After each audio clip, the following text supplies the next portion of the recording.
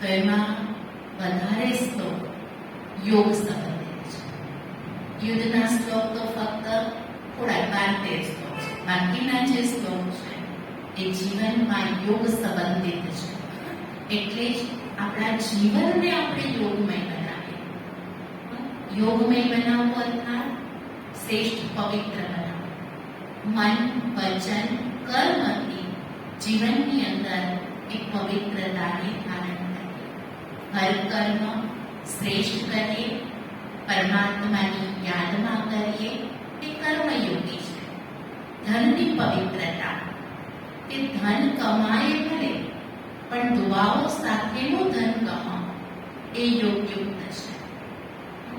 એવી જ રીતના મન સાથે પણ હર આત્મા પ્રત્યે શ્રેષ્ઠ ભાવના રાખીએ, શુભ ભાવના, શુભકામના રાખીએ.